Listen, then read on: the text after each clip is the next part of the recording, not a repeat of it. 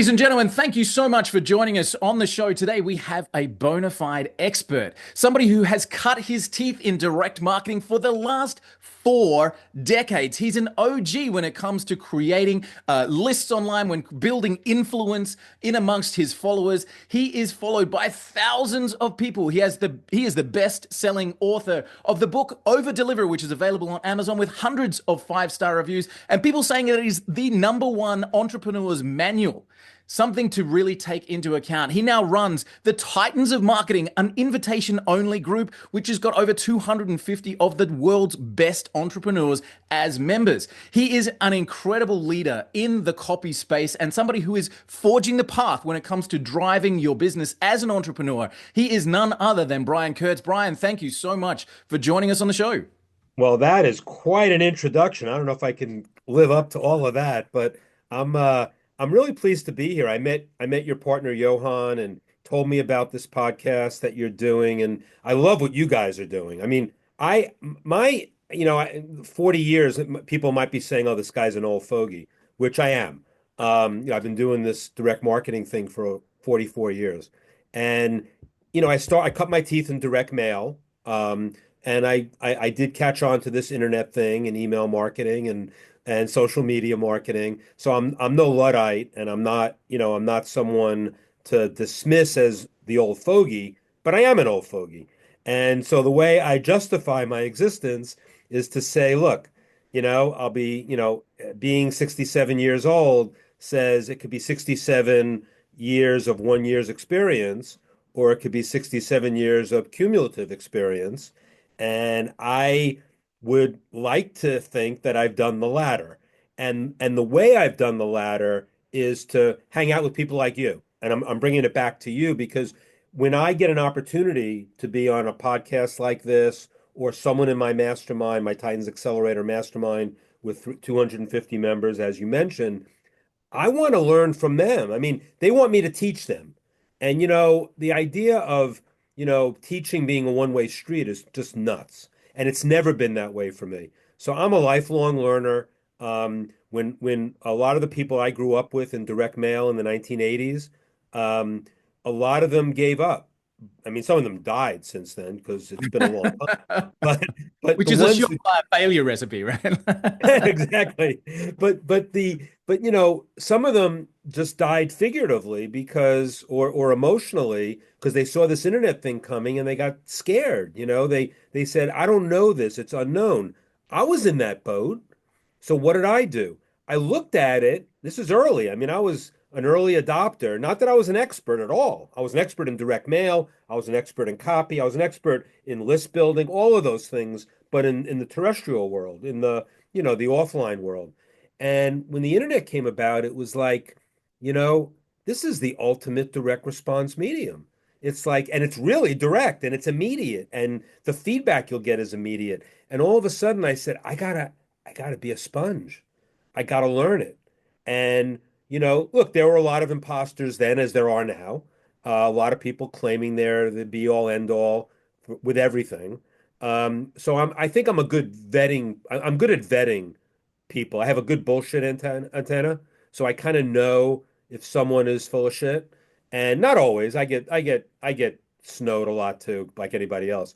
But because I just go to the experts, and I learned that at my original company, Boardroom, which we always had experts in our marketing that we work with, but experts in our public. We publish newsletters and books that were interviews with experts.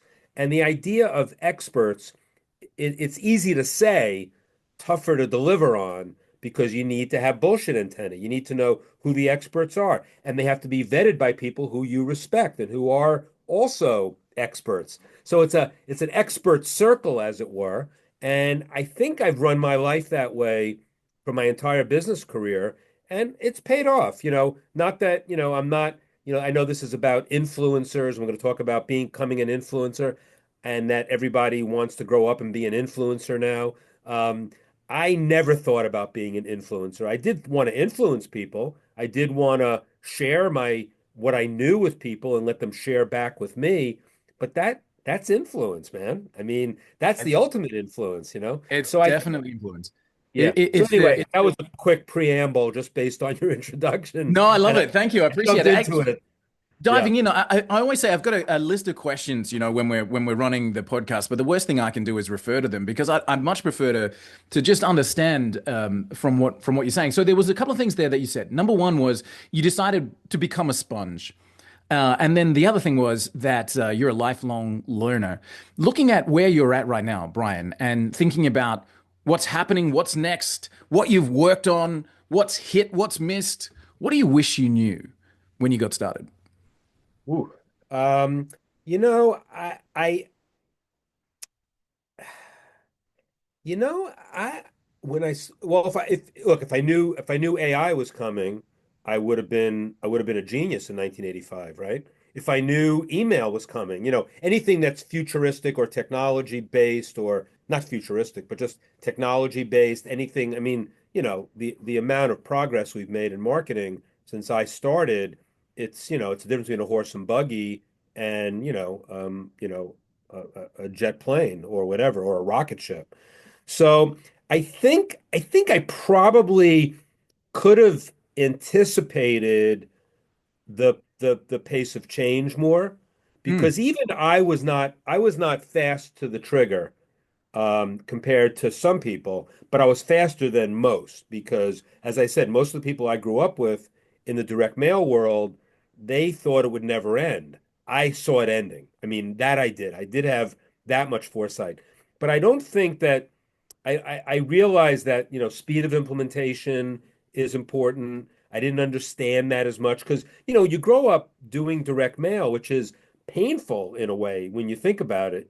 It's like chapter 3 of Over Deliver is is titled "How Paying Postage Made Me a Better Marketer," and it's not because I want people to do direct mail. It's because the discipline that it takes to spend the kind of money on printing and postage and putting stuff in the mail, physical mail, takes a certain level of marketing sense, but it also can slow you down so mm, that and I'm trying to get to an answer to your question because it's difficult, but I do think that it was probably not understanding that while I wanted the discipline, I wanted to create discipline in all of my online marketing that I've done my entire career. I probably could have been faster on the trigger on some stuff. Like when I started seeing online courses come about and I had an idea for a course, I didn't jump on, and I had a good idea. I was still at boardroom at the time, and there was a course we were coming up with for retirees. And man, I just remember that one in particular. I could have jumped on that and it would have been fantastic. And I didn't, and it never happened. And then I left boardroom, whatever. Now, I don't have regrets about that, but that's probably, seated in where I was. Another thing was that not understanding early on the real relationship between list, audience, offer, and creative. And when I found the 40/40/20 rule, which is that, the success of any marketing campaign depends 40% on the list, 40% on the offer, and 20% on the creative and the messaging, that doesn't mean the creative is half as important. It just means the creative is the least important until it's not. And what I mean by that is that the list, and I was in the right place because I was a list guy early on. I did list segmentation. I was all into the audience. Everything was about the audience. And anybody who wants to be an influencer, it's about audience, man. It's not yeah. about your content first. It's about, are you talking to the right audience? And what I did was, in my book Over Deliver, I changed the 40/40/20 rule to the 41/39/20 rule. And why I did that is that I wanted to emphasize that 41%, the list, is the most important thing. Knowing who your audience is, knowing who you need to reach, what are their pains, what are their pleasures, what is going on in their minds. Gene Schwartz, the author of Breakthrough Advertising, which I have the exclusive rights to, it's a book that was written in 1966, talks about this in detail. And that's why I love the book so much. And that's why I do a breakthrough advertising boot camp. And I'm just obsessed with audience and list. Now, the interesting thing, why I said the creative is the least important until it's not, is that every great uh, promotion that I did that had the biggest lifts was because of the creative. But it was because of world-class creative that was going to the best list with the best offer. And I proved it time and again. If you have the perfect list and you have a mediocre offer and a mediocre sales letter or creative, you'll make some sales. You'll make some money. Now, making money is not the only criteria. You want to have lifetime value. You want to have recurring customers. You want to have people coming back to you time and again. Influencers? Absolutely. You don't want people coming to you. You don't want to be a one-trick pony. You don't want to be a one-hit wonder. You want to have people coming back and back and back. So the opposite, so I said the best creative, the best creative to an audience that's not so the one I mentioned was that if you have the best list with a mediocre offer and mediocre creative, that means that you'll make some sales. The opposite is not true. If you have the best creative and a lousy offer and a lousy list, you're going to make zero. I haven't proven it because I was always list first, and that's why I emphasize it so much in my book, and why I Mhm. emphasize it when I'm on a podcast or I talk about, especially the younger marketers who don't get that. They think it's all about content creation.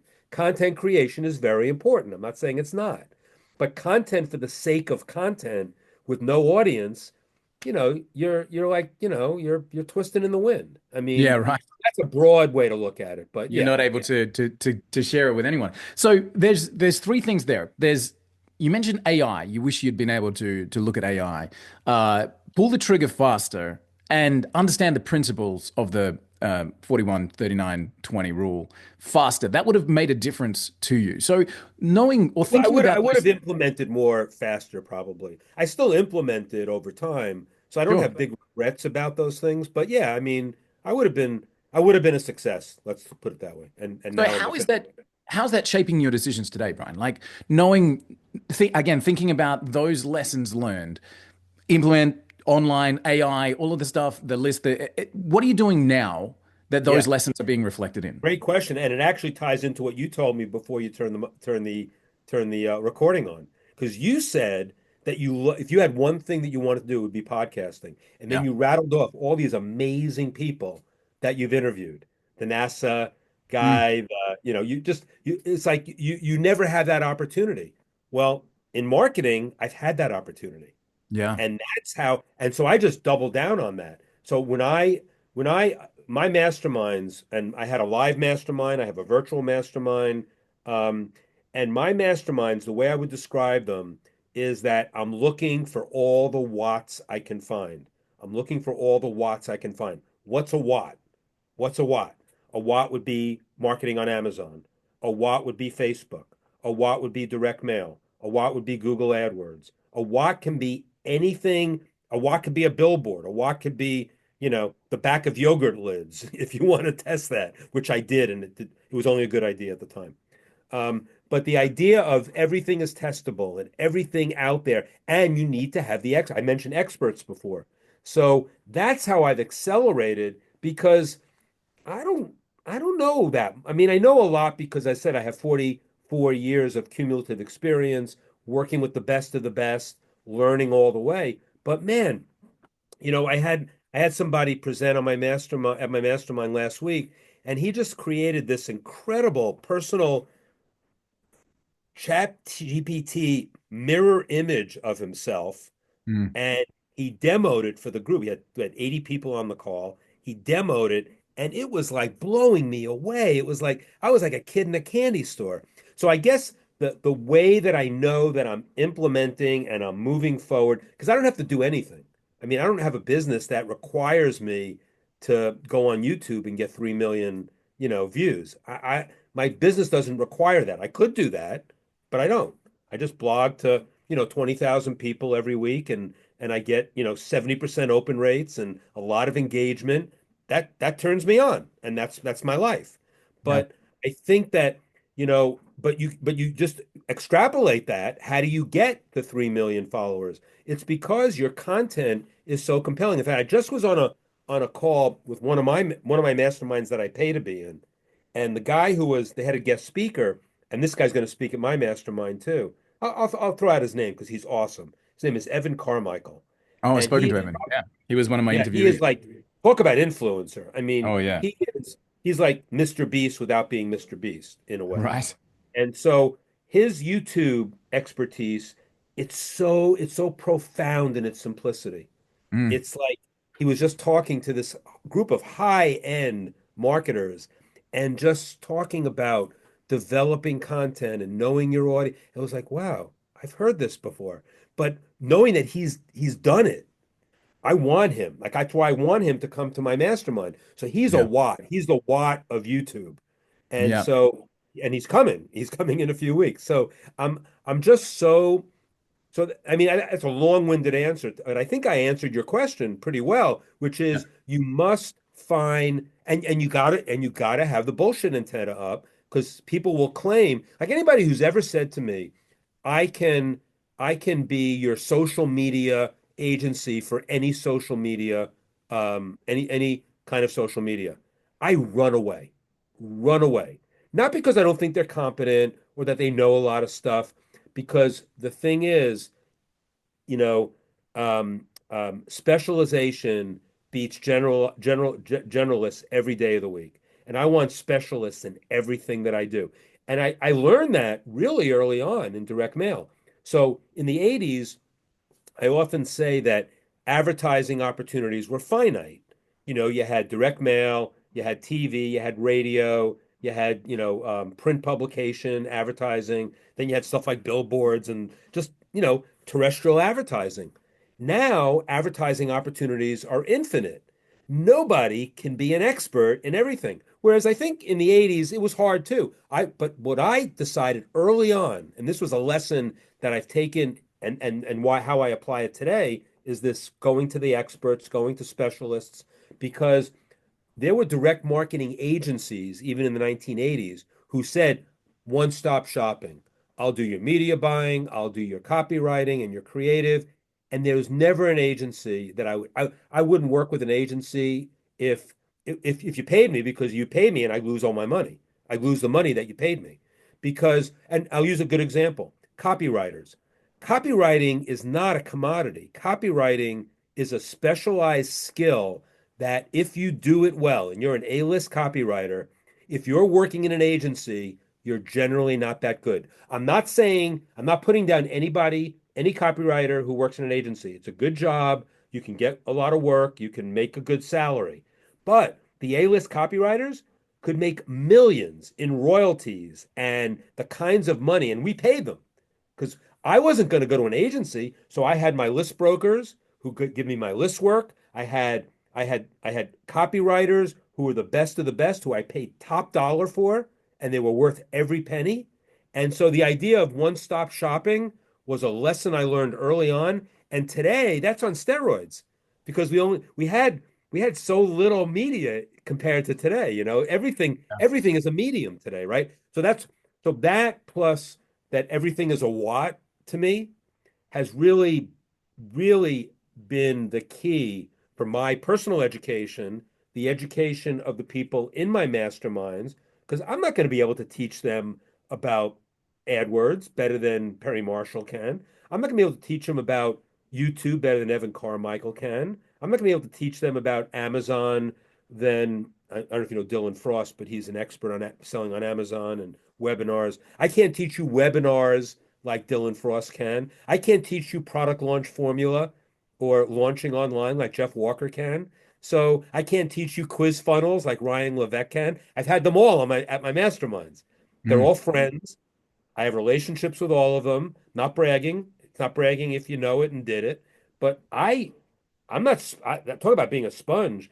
I bring them in, and I'm as much a student as everybody in my group. I So love it. that I think that's the key. I hope I answered that question. I didn't want to go Mm. too roundabout, but the idea of the Watts is really the way to do, and experts and specialization.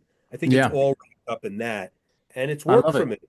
I love it, and I love also like one of the things that you're famous for is empowering the long game of entrepreneurialism, and I'd like to dive into that a little bit more. So we're talking about bringing in experts to learn from in those different environments. Obviously, masterminds are a massive part of your life these days, and developing that entrepreneurial spirit in the long game. Let's dive into that a little bit. So I want to start with the long game because that's something that you're famous for quoting. It's on the front of the book. Developing that in the long game. So tell me about your thoughts there in terms of building that list, that audience, that following, and treating it like that long-term asset. It started very humbly, but early, because the business I was in 1982 was subscriptions. We were Mm, selling subscriptions to a print newsletter called Bottom Line Personal, the largest general consumer print newsletter in the country. It became that over time, not in 82. But, in the 90s, we had 1 million subscribers at one point. Print. I mean, sending out a a million million paying subscribers, guys, by the way. million paid subscribers. And I remember it was sometimes, you look at your life in moments, right?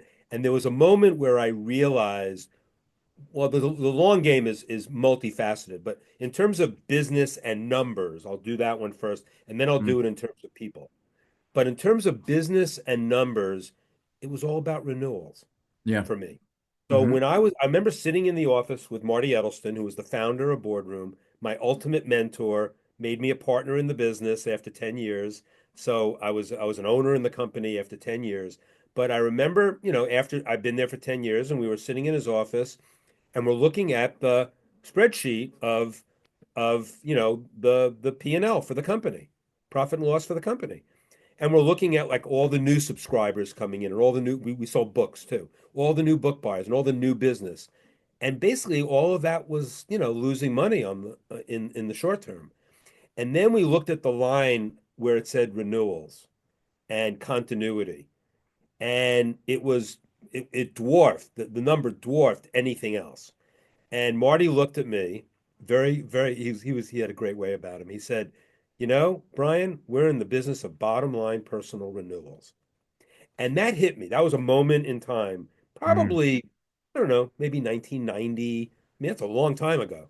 And it stays with me today because it's it's about the ongoing relationship. It's no one hit wonders. I said that before. We don't want to just look at cold traffic. That's the big phrase today. I believe in getting new customers. I'm not against it because you have to get a long time customer, you have to get them first, right? So you still have to get new customers. But the sexy part of marketing, which a lot of the online marketers seem to sell more, is the idea that, selling to cold traffic, selling to people that don't know you and they don't really um, um, you know nothing about them, they know nothing about you, and you're going to try to sell them something. Well, you have to do that at some point, at least when you're getting started. But I did an 8-minute video in one of my blogs, and it was all about going inside before you go outside. And it was a very simple concept. The idea of lifetime value and getting more. Jay Abraham, who's my ultimate mentor, wrote the forward for my book, one of my mentors, wrote the forward for my book, has a book himself that's called Getting Everything You Can Out of All You've Got. And so when I used to go to, and I had him in my head all the time, when I used to go to visit clients after I left Boardroom and I started my own business, I took a couple of consulting clients on. I don't do that anymore, but I used to go to the company, and the first thing I would do is I'd say to them, we need to assess your assets. And what I meant by that is that let's not talk about creating the ultimate sales letter and going out to the outside and sell, sell, sell and cold traffic. What do you have? What do you have? What kind of content do you have? What lists do you have? What offers have you made in the past that worked and didn't work? So you do an inventory, an asset inventory, and that's where you start because the gold is in the people that know, like, and trust you. If you have anybody who knows, likes, and trusts you, go to them first. I mean, it sounds so obvious, but it's not how a lot of people, approach marketing, and that's playing a long game. The other part of playing a long game in terms of people is the idea that, you know, I talk about the concept in my book of relationship capital, which I got from Jay Abraham. And relationship capital is not your personal list. It's not your 5,000 Facebook friends. It's it's the people that you farm relationships with over time And that's the long game too. Like when I said I can get all these people to come to my mastermind and speak, it's not because I met them last week. It's not because someone introduced me to them. It's because I have a 15, 20-year relationship with them. And it went deep. I did stuff for them, not with any intention of reciprocity or return. I just that's Robert Cialdini, the principle of reciprocity, which I keep right here on my desk. And it says reciprocity. It's the first principle of ethical influence. Talk about influence. Everybody should read Influence by Robert Cialdini, who wants to be an influencer. But the first is reciprocation. Be the first to give service. Be the first to give information. Be the first to give concessions. And what that means is that you need to give it. Don't expect a return. 100-0, no 50-50, no meeting me halfway. And I talk about this in Over Deliver a lot. And you know what happens? Stuff comes back to you Yeah. magically. Yeah. And the idea, and I have another blog post I wrote I said never make an ask from nowhere. And whenever I'm in a situation like let's say sometimes I have to go to somebody. Let's say if I when actually Johan was a good example. He was introduced to me by somebody. I didn't know who he was. The guy who introduced me to him, I have a deep relationship with. And so going and he wanted me to meet Johan. He said he's awesome. You should get him to speak to your mastermind, and he is coming to speak soon. And but when I approached him, you have to approach them humbly. You Mm. have to go to them and say, this might be an ask from nowhere. I don't have a relationship with you. My buddy Bob says you are the guy to talk to when it comes to AI. And I would love for you, and based on that recommendation alone, I want you to come speak. And I had a Zoom call with him, got to know him a little bit. He's your partner, so I think you like him too. Yeah, And he, he's not a bad guy. Yeah. yeah, no, I mean, he has an infectious personality. He really does. Yeah, no. So, I said, I feel this is a bold request. He didn't think it was a bold request. And the interesting thing was, I went in, I said, you don't know me. I don't assume people know who I am. That's being a good influencer too. Because then he said to me, Brian, I've read your book. I know who you are. I followed you. I know you published Breakthrough Advertising by Gene Schwartz. I know you work with Gene Schwartz. So now, okay, now he knows who I am. He probably trusts me because I've been in the business for 40 years, but he has to like me too. And to do that takes time. It's Mm, about time. It's you know, all of your question was long game. mm, This is the long game. And so you don't have to know somebody for 40 years to ask them for a favor. That's not what I'm saying. But you need to always be there for them. It's a cumulative relationship. I have a quote in Over Deliver. It leads off one of the chapters. It says,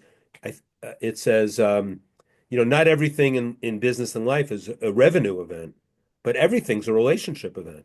And right. I'm not the first one that said that or believes that. As I said, I haven't invented anything. But if you can run your business on that base level and Yeah. everything else comes off of that, you're going to be playing a long game because the other thing was in chapter 10, the last chapter of the book, the title is Playing the Long Game. And my quote for that chapter, I lead off every chapter with a quote, and that quote is a short one from Marty Edelston, which is life is long. Everybody says life is short. And Marty used to say, life is long. It's the only one you got. You got to play it that way. And I just love that expression. Very few people run around talking about life is long. They say life is short. I got to make hay while the sun shines. I gotta, in the show Hamilton, why does he write like he's running out of time? He was running out of time because Alexander Hamilton got in a duel with Aaron Burr and died at, I don't know, 29 or something. But you don't have to write like you're running out of time. You shouldn't be complacent, which I already talked about as one of the regrets that I have in my career. If it's a regret, it just I would have done more things faster. Um, but time is important. Relationships are not immediate. Like I have so many people that think they're my best friend.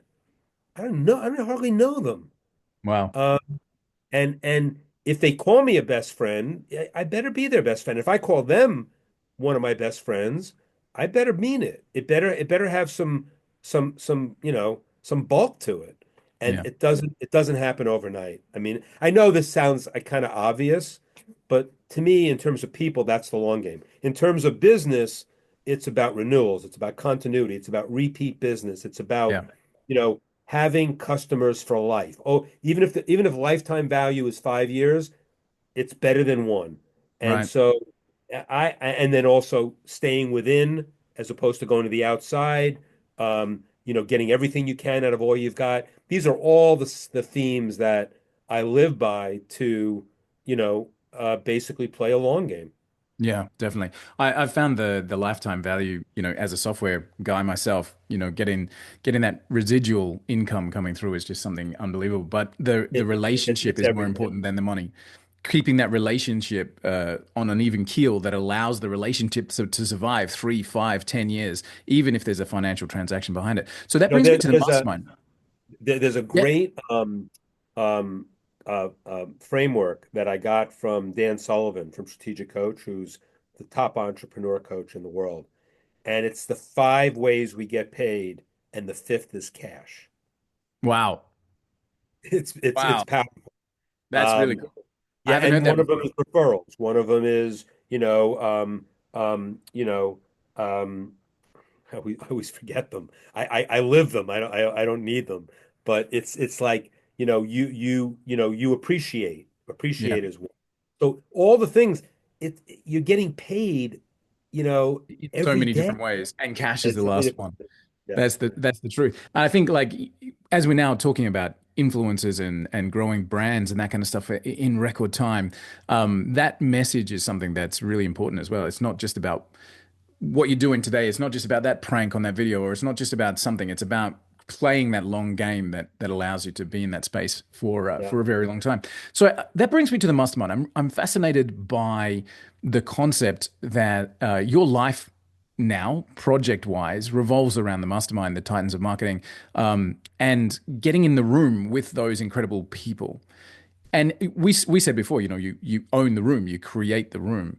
You've created the room of 250 and growing of the best entrepreneurs on the planet. How does that impact your life? Tell me about the mastermind. Tell me about putting it together. Tell me about how that those relationships are working with your daily life. Yeah. So I one of the other regret, I just sort of another regret, and I'll lead into the mastermind thing. It was that when at boardroom, there was a line that one of my copywriters once said. He said, Brian, you at boardroom, you probably sold 1.5 billion worth of product, $39 at a time. Mm. Freaking hard. I'm not proud of that. And the reason I'm not I proud of think you should be. That's a billion. I think you should be. But carrying on. No, the reason why I'm not proud of it is that I could have gotten to 1 billion a lot faster if I had ascension programs, if I had Right. higher Right. products. I mean, Okay. we were You took a like, lot of micro steps. It could have been a few giant leaps, and exactly. We, got it. we were basically stupid in a lot of ways. I mean, we were successful, but we were stupid because we didn't have an ascension program.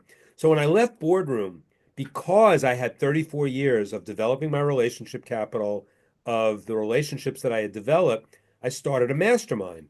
It, but I did a descension model. It just Mm. shows you the power of relationships because most people start a mastermind, they start one at, $197 online and they work their way up. I started with a $25,000 a year mastermind Wow. and I got 30 companies into it eventually. Started Yeah. with 23, but do the math. That's a $600,000 business like that Wow. and good margins too.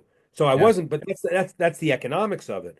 But the Mm. beauty of it was that, I was able to create, as you said, create the room. This was a live in-person mastermind, 3 meetings a year with all the best speakers. Because again, the 34 years, I realized I could bring the best people in. I could not Yeah. only have the best members, I could have the best speakers. And the members became speakers in the group. Everybody shared what they were doing.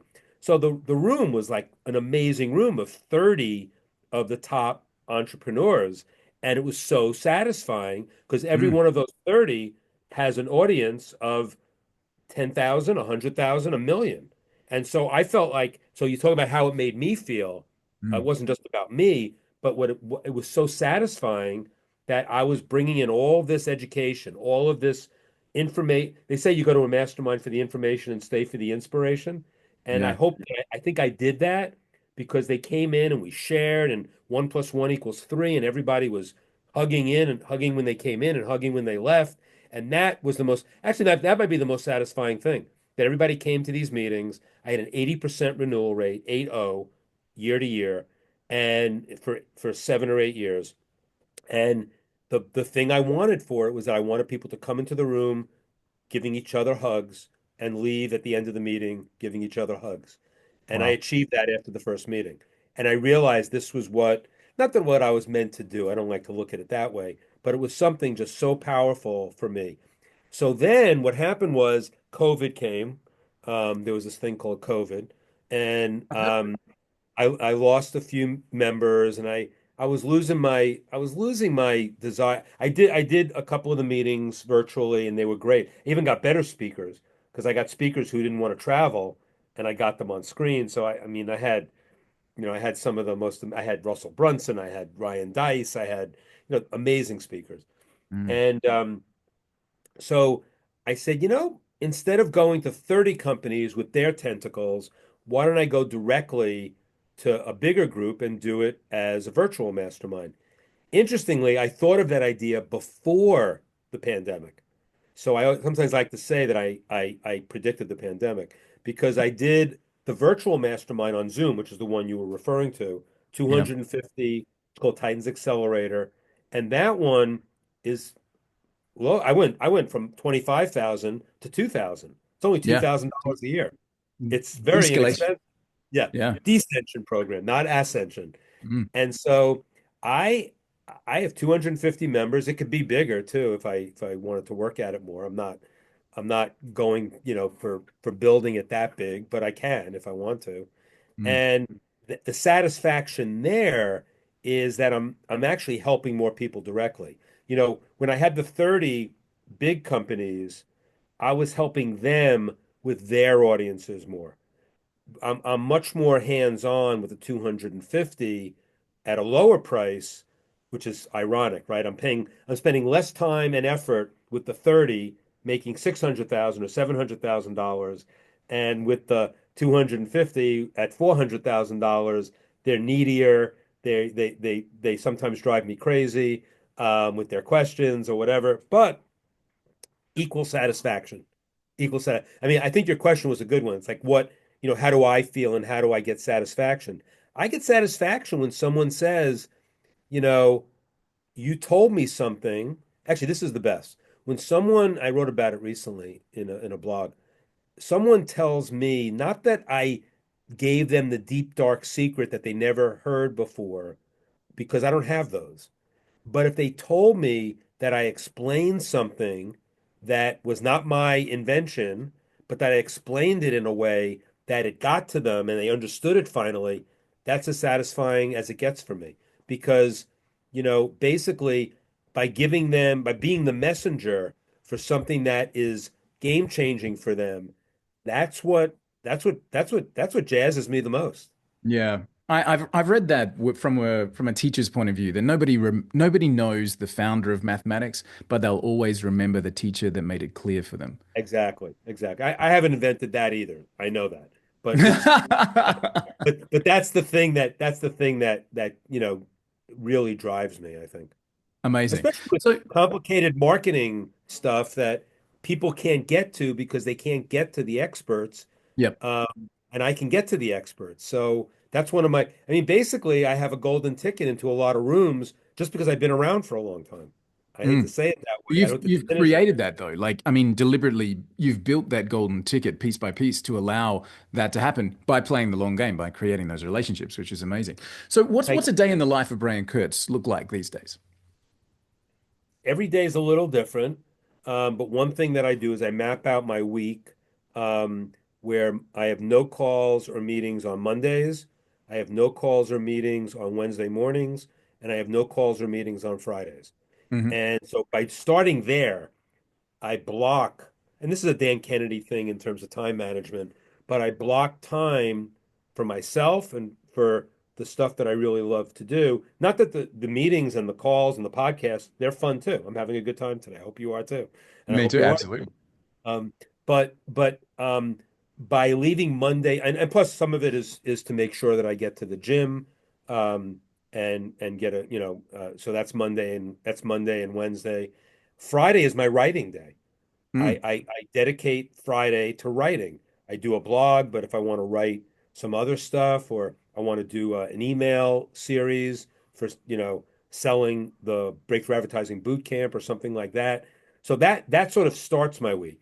But then Tuesdays, which we're doing this on a Tuesday. That's why, because Tuesdays, Wednesday afternoons, and Thursdays are like, they're not they're not 100% work, but because again, my work's my play for the most part, but it's the stuff that, is interaction with others. It's making sure I'm responding to all my emails. Um, it's it's all about connection. Like in chapter 10, the chapter 10 of my book where I said, playing the long game, I started off with life is long, and Mm. then the first sentence is I hate the word networking. Mm. And I was known as like this king mixer, and when I was in my 20s and 30s, I was like in direct mail, the direct mail world and the list world, I was like the guy who knew everybody. And I hate that because yeah, and in fact there was a trade magazine that did an article 30 under 30. So it was like 30 people to watch who are under 30 years old, and they did a profile of me, and the headline was strategic schmoozer.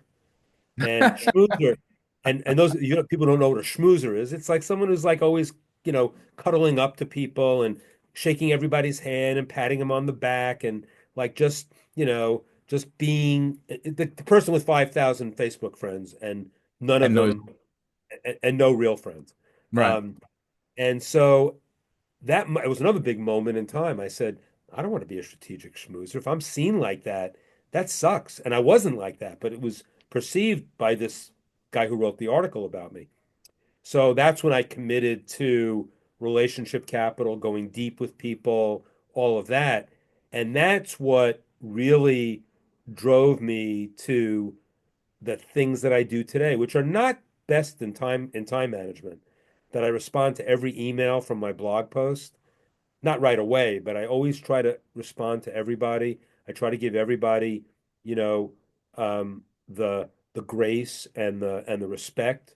If Mm. they abuse it, I have to tell them too much.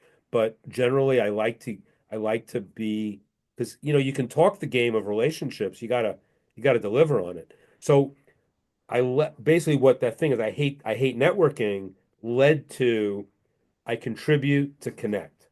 Nice. That's my life. That's my Yeah. life. I Is that what contribute lights for, you up now? Like, is that your daily mantra? I contribute to connect. yes, yes. One That's of what many. you're driving. Yeah. Yeah, yeah. But contribute to connect is critical for me. Mm.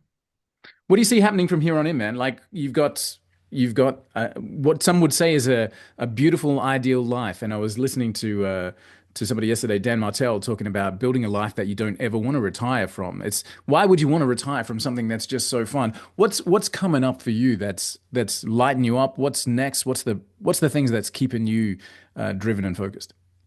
Yeah, it's funny. Dan Martell, I saw him speak at an event, and he's amazing, and he's a great software developer, and he's probably made $1 billion. If he's not a billionaire, he's close, probably. Yeah. And he basically, Joe Polish interviewed him at one of the mastermind meetings, and he talked about, like, ignore email was one of his things. Mm, And I said to myself, he's probably right to become as successful as he is in terms of assets and whatever, but I'm happy responding to every email. yeah. And Right. you know, so there's different strokes for different folks, but Sure. I respect him to no end, and he's, Mhm. by any measure, he's far more successful than I am in terms of, you know, um, um, you know, his net value for sure. But I've got a lot of value that's not in dollars, and he does too. I'm not Mm, saying I'm better than him or anything like that, or I'm worse than him, but there's different ways to measure it. yeah. And so as far as what's lighting me up now The life is you don't want to return What's that? The life you don't want to retire from. What's Yeah, no, the and I definitely don't. I mean, I want to continue to retire from things I don't like to do. hmm I want to continue to retire from things I don't do well, and I want to continue to retire from people I don't want to hang around with anymore. So Perfect. that's what I retire from. But I'm not. I'm working full time, whatever full time is for me. Yeah. And I think I want to continue my Titans Accelerator group. I want to make it better and bigger, and not just bigger in size, but get even different speakers, some well known, some not so well known. I love the people like getting Johan was like a different. I mean, people in my group don't know who he is. Right.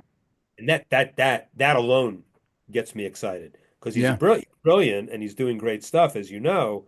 And my group doesn't even know who he is. And my group is fantastic copywriters and marketers, and they're going to be blown away. So finding new talent really lights me up.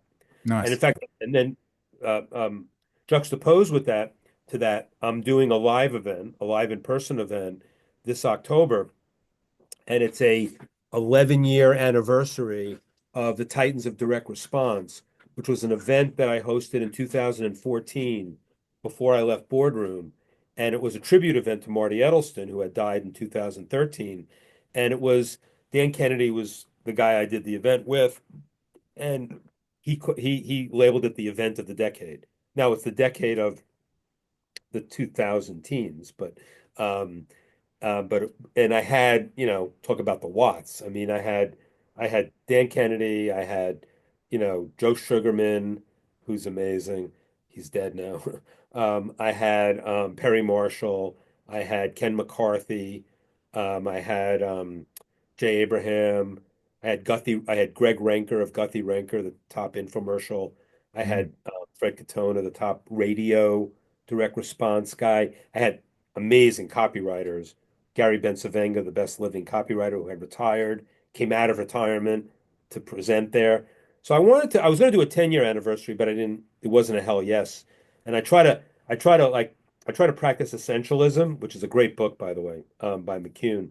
And he has a thing, hell yes or no. And it wasn't a hell yes at 10 years, but at 11, it was a hell yes. And Nice. so that event is now I'm starting to plan it. And the key is as far as the watts I'm going to bring to that event, I want to have some of the OGs, the original gangsters, people who were at the original event. So Jay Abraham's coming, Ken McCarthy's coming, a couple of the copywriters that were there are coming. And then I want to get some NGs, new gangsters. And that's where I'm going to be able to have the mingling. So that seems consistent with where I am in my life and I love it. um, my brand. I'm a little intimidated by it. I threw my hat over the fence and said I'm going to do this event, not knowing how I was going to do it or what it was going to be. I did it smaller. The original Titans direct response event was a 350 person event at anywhere from 3,500 to 5,000 per ticket. So it was a big event. This won't be as big. It's probably 80 people max. So that's got me turned on a little bit. Perfect. And Titans Accelerator and also just continuing to learn. I mean, I belong to three masterminds that I pay to be in, and going to those meetings are exciting. And then on a personal front, my daughter is pregnant, and I'm going to be a grandfather Hey, uh, congrats. this year. Thank you. So that's on the personal front. But yeah, I think that's what you know. I'm trying to stay engaged at a good level, but not at a level where I'm doing stuff that I don't like to do and stuff that I'm not good at. Amazing. Amazing. Well, thank you so much for taking the time on a Tuesday to come and hang out with us and It chat wouldn't have through been on some a amazing Monday. things. It would have been on a Monday or a Friday. I'll tell you that. I love it. I love it. And thinking the relationship lesson there and playing the long game. Boys and girls, you're hearing Brian Kurtz tell the story. So follow along with Brian, briankurtz.net. There's a ton of free stuff there. You can subscribe to his newsletter, which, as you heard, is going to be writing every single Friday and dropping the blog posts out there as well. Brian is leading the way in terms of relationship capital. And in today's world where we are creating influence so quickly, creating attention so quickly, the message here to understand that relationship long term and to invest in those returns for that future is something that really resonates with me. And I appreciate you sharing with me, man.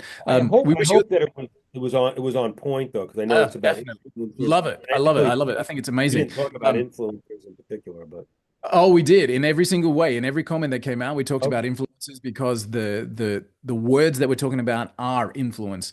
And I think that's the real message here is that the influencer themselves is somebody that can create attention quickly, but the long game of that relationship and the messages that we're sharing are so important. So Brian, I'd love for you to pop back on and tell us how you go with that October event. Let us know, the people that came in the room and what lit you up, and how all that came together. It'd be great to hear back from I you. would love that. And also when Johan speaks, maybe I'll do a little we could do a post-mortem of that too. Nice. Yeah, that'd be cool. That'd be great. In the meantime, guys, head on over to briankurtz.net, follow along with the man that has sold more than $1 billion, $39 at a time, the hard way, and some lessons to be learned there. Drop on over briankurtz.net. And again, Brian, thank you so much for spending the time with us. We really appreciate it. Thank you all.